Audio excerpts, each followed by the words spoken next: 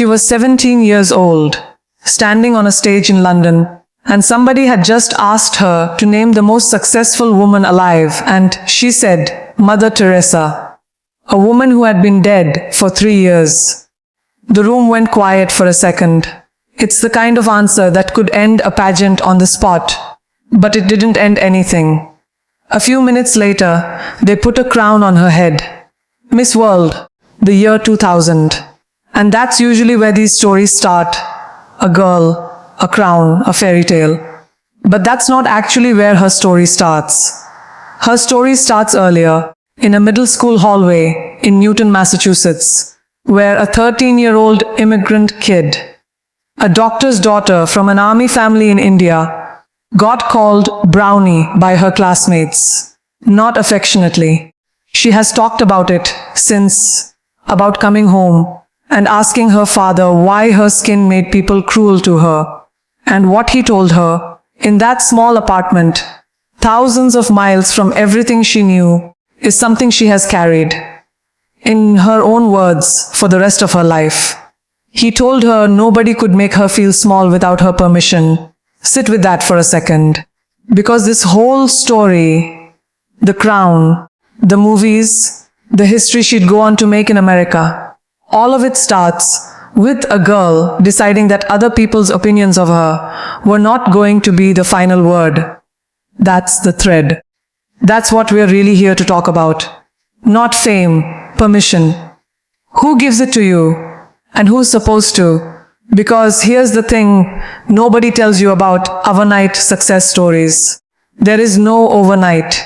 There's just years of a person quietly refusing to wait for someone else to say, now you're allowed. Let's go back to Bombay, early 2000s. She's fresh off the pageant circuit, stepping onto Bollywood film sets for the first time, 18, 19 years old, in an industry that had very specific ideas about what a leading actress should look like. And she did not look like their idea of it. She was, in the industry's own cruel shorthand at the time, dusky. She said she didn't even fully understand the word the first time someone used it to describe her, like it was a flaw to be corrected. And the industry did try to correct it. Lightened in films, cast in fairness, cream campaigns that told an entire generation of Indian girls their skin needed fixing before it could be loved. She's spoken about this with real regret in later years. About being young, about not fully grasping what she was participating in, about the damage those images did to girls who looked like her, who were told, indirectly, that success required becoming someone paler, someone else. That's the hidden struggle. Not the glamorous kind, the quieter, more insidious kind, where the message isn't, you're not talented enough. The message is, you're not enough, period, unless you change what you were born with. Imagine trying to build a career while the industry around you is whispering that your existence needs an edit.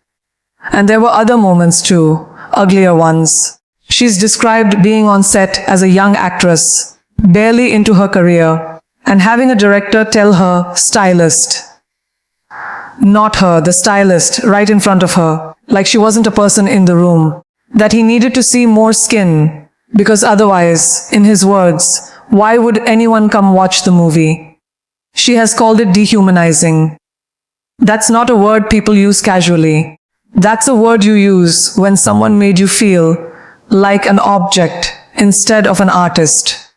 And here's the thing about that moment that people miss when they only hear the headline version of it later. She was maybe 20 years old. No support system built yet. No leverage. No track record long enough to say no and still have a career the next morning.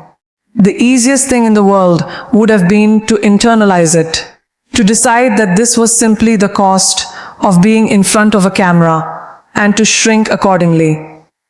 A lot of young actresses, in that exact position, in that exact industry, at that exact time, did exactly that, and nobody could blame them for it either.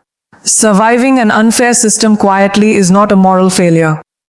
But she didn't let that moment become the ceiling. She let it become information, proof of exactly the kind of set, the kind of director, the kind of project she'd spend the rest of her career trying to outgrow. So here's the turning point. And it's not one big dramatic walkout.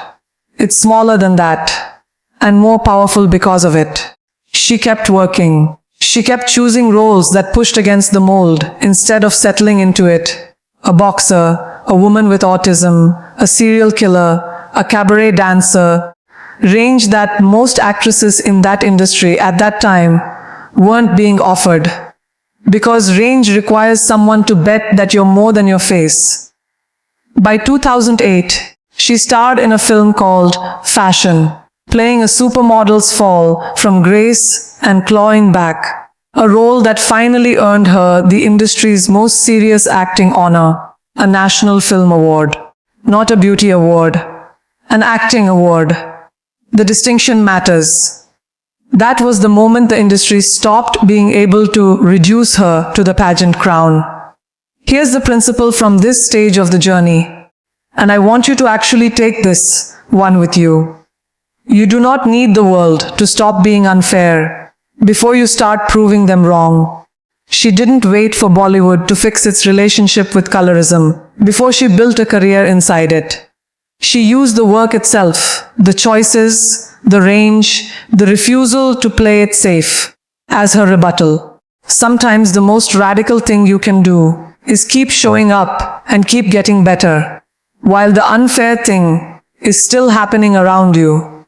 You don't get permission to start. You just start. Now here's where the story turns, because success doesn't protect you from the parts of life that don't care how many awards are on your shelf.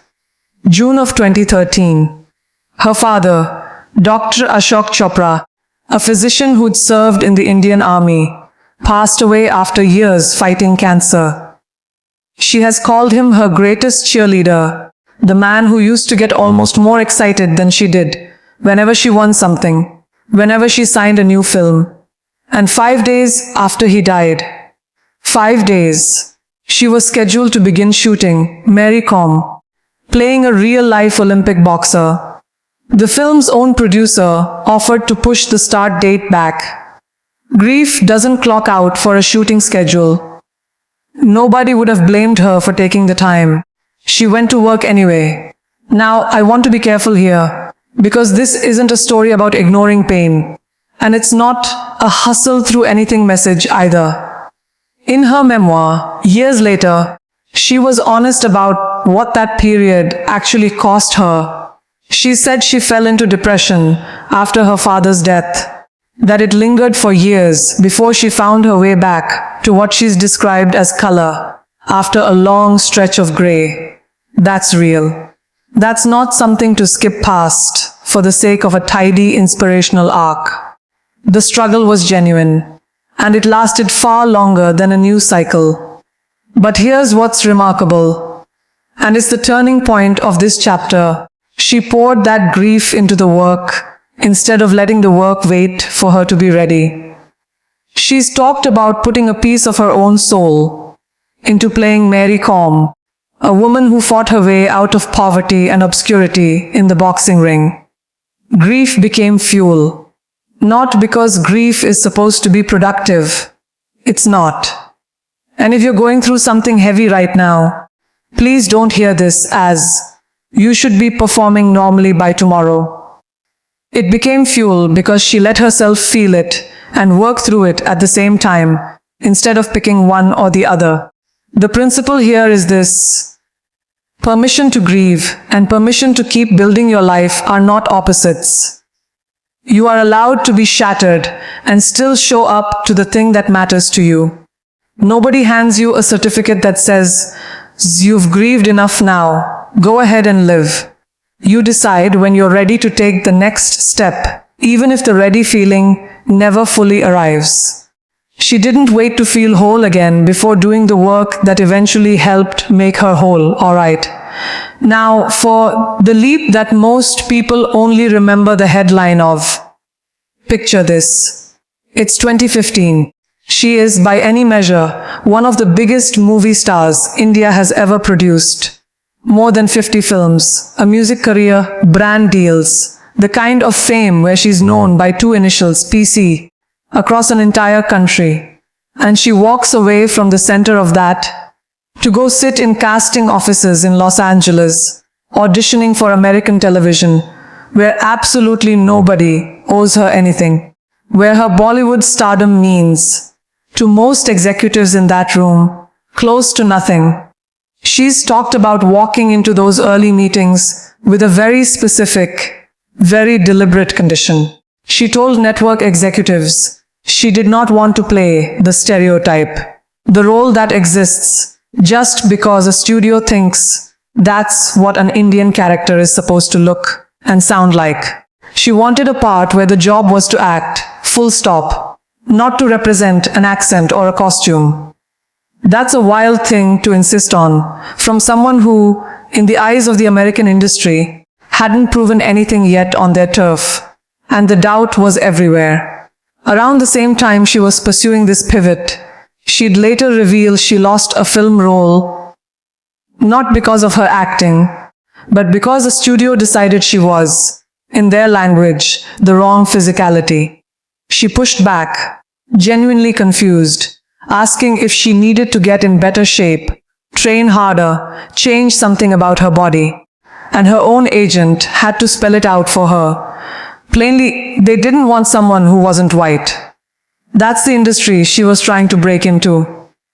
Not an easier one than Bollywood. In some ways, a colder one. Because at least in Bollywood, she was already somebody.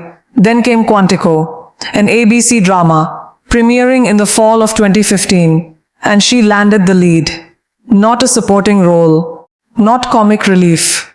The lead in a network primetime drama on American television. And when it aired, she made history, the first South Asian actor ever to headline an American network TV series.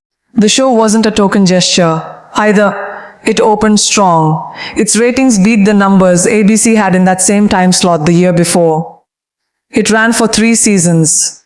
She'd go on to win a People's Choice Award for it, becoming the first South Asian actress to do so. And 2 years later, she stepped into her first Hollywood film role, Baywatch, proving the Quantico breakthrough wasn't a one-time fluke America would forget by the next pilot season. Think about the timeline for a second, because it says more than the highlight reel does. She was stepping into a slot on network television that had only a few years earlier been held by Kerry Washington on Scandal, the first black woman to lead a network drama since the 1970 seconds. 2 women from 2 different corners of the world, both having to be the first in an industry that had simply never bothered to imagine them in that chair before.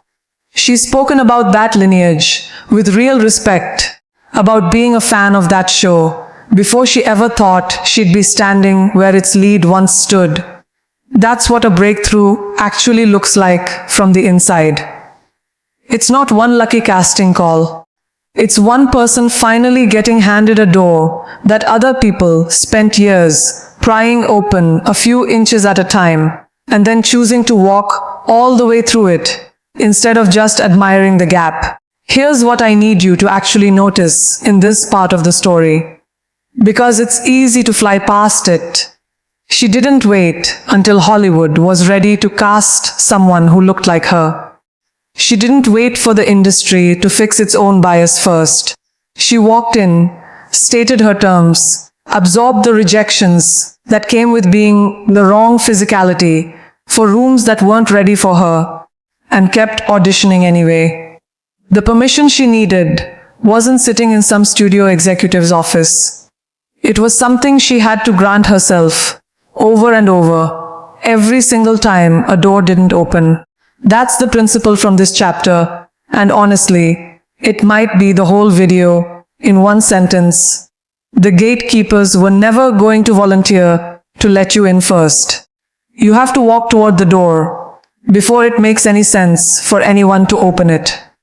Every first in history, the first person to do the thing that hadn't been done, had to move before the evidence existed that they'd succeed. That's what first means.